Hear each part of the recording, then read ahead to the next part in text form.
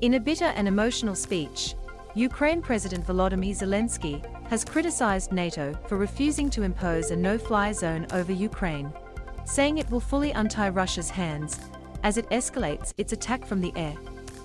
All the people who die from this day forward will also die because of you, because of your weakness, because of your lack of unity, he said in a nighttime address.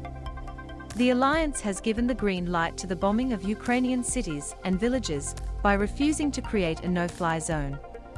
NATO refused to impose a no-fly zone earlier today, warning that to do so could provoke widespread war in Europe with nuclear-armed Russia. Ukrainian President Volodymyr Zelensky delivers a video message to the people joining a rally on the Remember Square in Frankfurt, Germany. All that the alliance was able to do today was to pass through its procurement system 50 tons of diesel fuel for Ukraine.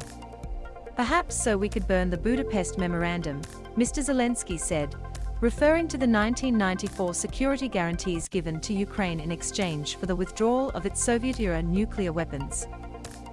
You will not be able to pay us off with liters of fuel for the liters of our blood, shed for our common Europe. He said Ukrainians will continue to resist and have already destroyed Russia's plans for a lightning invasion, having endured 9 days of darkness and evil.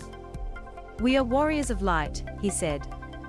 The history of Europe will remember this forever. War crime accusation. The U.S. Embassy in Ukraine is calling Russia's attack on a nuclear plant a war crime. It is a war crime to attack a nuclear power plant, the embassy statement said.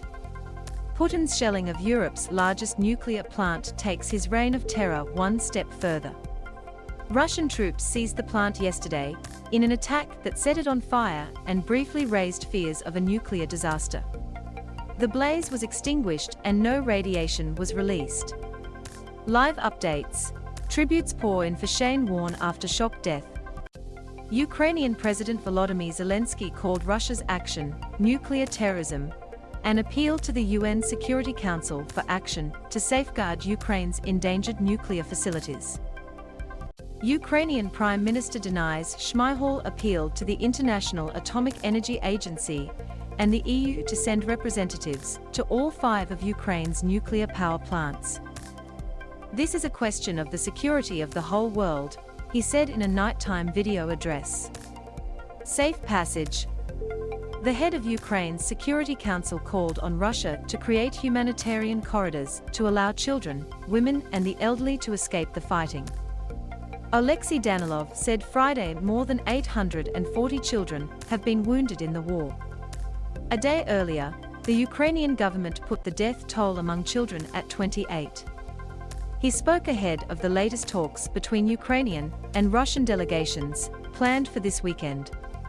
How Zelensky went from an actor to wartime leader. The question of humanitarian corridors is question number 1, Mr. Danilov said on Ukrainian television. Children, women, elderly people, what are they doing here? Russian troops have encircled and blockaded several large cities in the south of the country, including Mariupol, trying to cut Ukraine off from the Black and Azov Seas. Live machine gun ambush in Kiev.